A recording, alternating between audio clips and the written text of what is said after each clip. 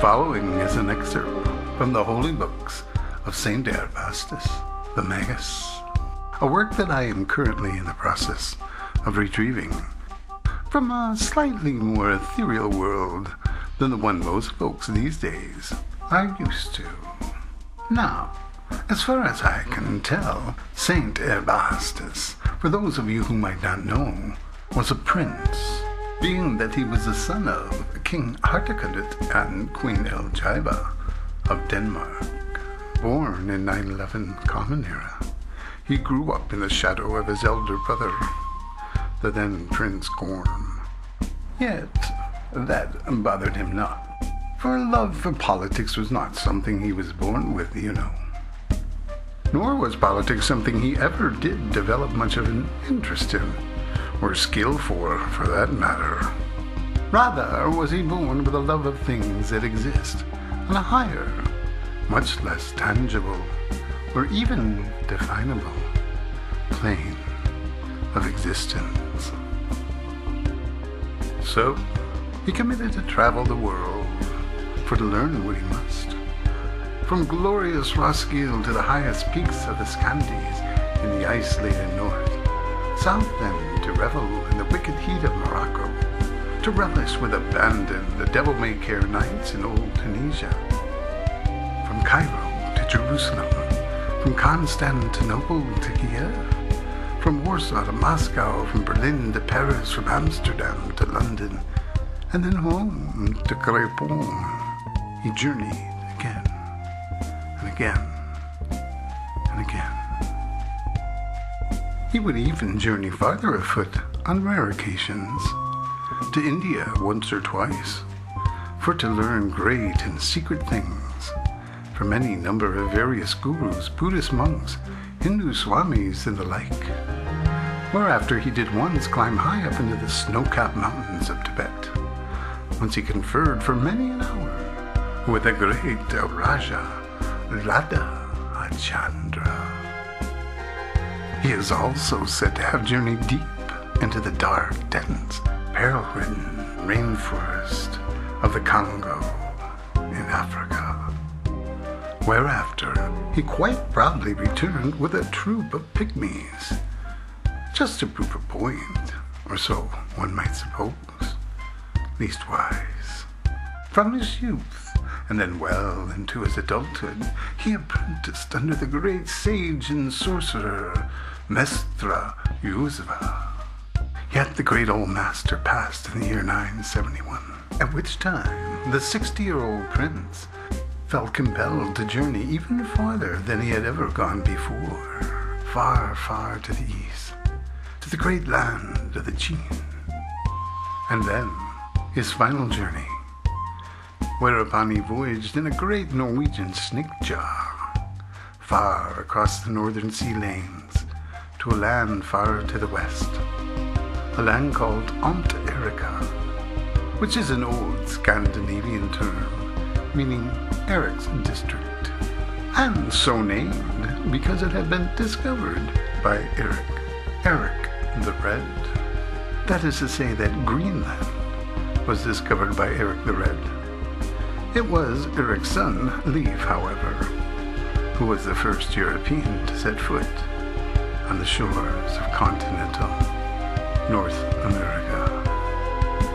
In any event, it was upon these many sundry travels, voyages, pilgrimages, and the like, that he began assembling any number of strange, seemingly prophetic tales from various rather eldritch characters he had met along the way, and a most mystery-filled or laden way it must have been.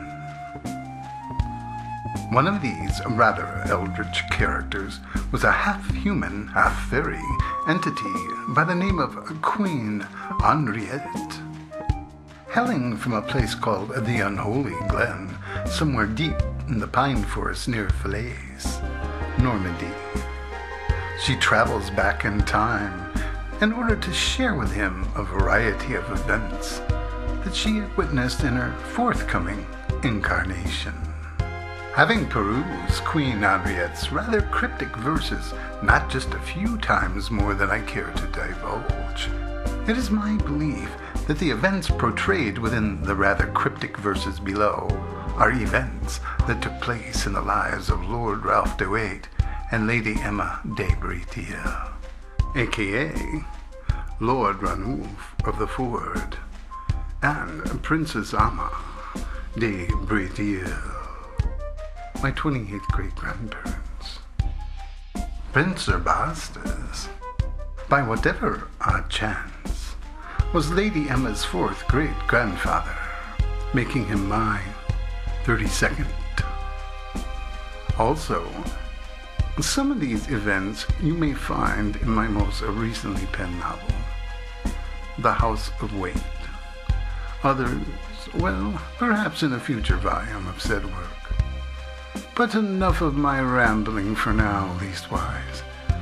Enough said is enough said, as we like to say in the trades. And so, without any further delay, superfluous embellishment, unnecessary expounding upon, or pointless ado, I would now like to present to you 7 Perplexing Prophecies from Fay-queen Henriëtte de Falaise by Saint Herbastus the Magus.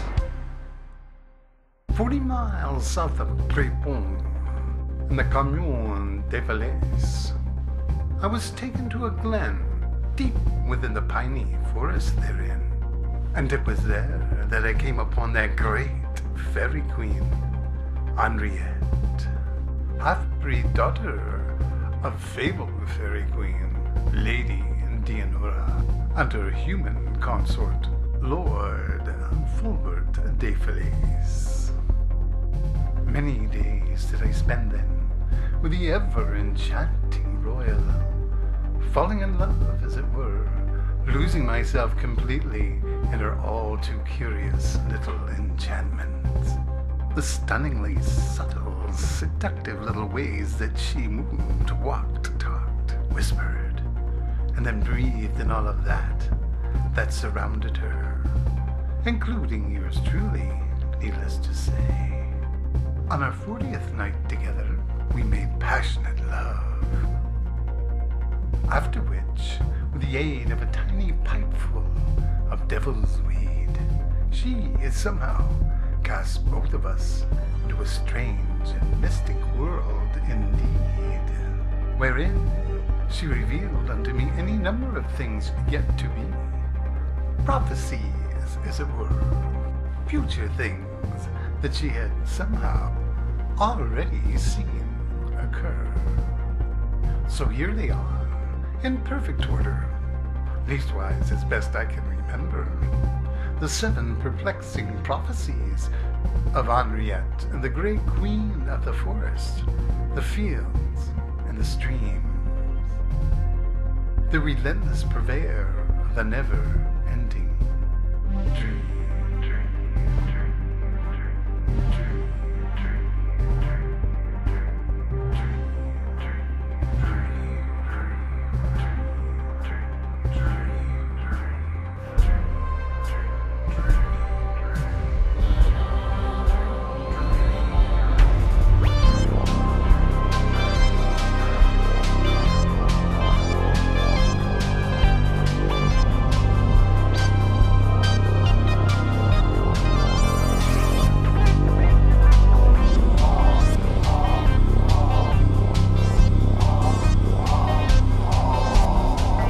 Prophecy 1.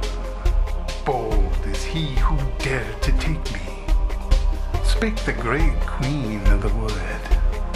Absent of gentle and selfless thought is he, the wayward brother of the duke, the relentless purveyor of nothing at all godly, true, or good. She continued on, her nigh pudgy little face nestled deep within her dark and woolen hood. So I called forth then the great black-hearted ghost of Grandfather Fulbert for crepes and tea and a little talk, you see, not to mention a right luscious half-frozen coffee dessert, the kind that his kind favor when they return to wander the ancient quarters of the living earth.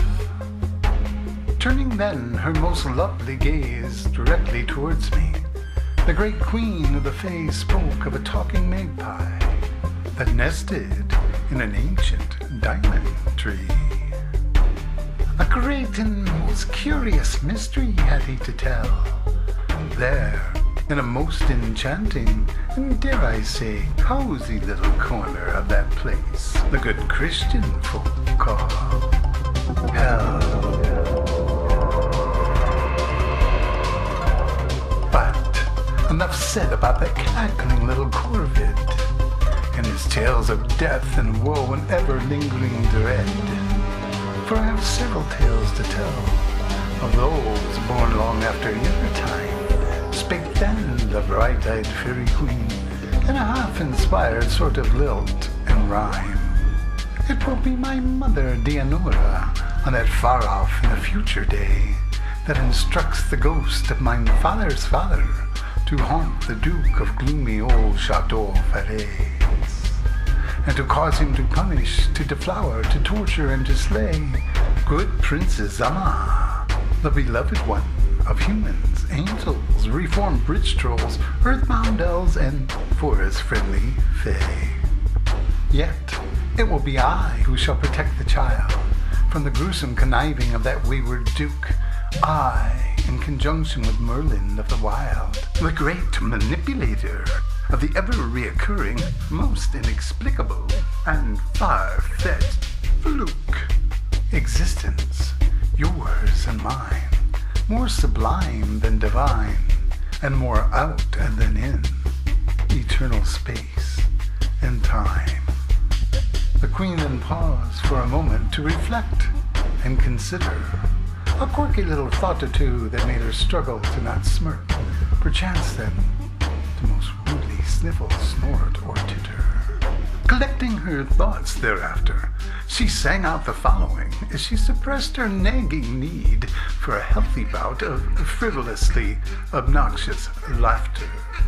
We danced to a forbidden tune here beneath a blood-red moon, an ever-evolving melody that winds its way through myriads of modulation, raging, winding, rushing streams of strange harmonic configurations, and countless measures of meaningless key signature changing, whilst a devilish sort of dissonance flows just beneath Pope Gregory's all too iconic vocal arranging, and as the otherworldly music played on, a golden screen opened up before me then, whereupon hideous scenes of 3 battlefields strewn with rotting carrion flashed incessantly before mine eyes. Death without reason, rhyme, or reprise.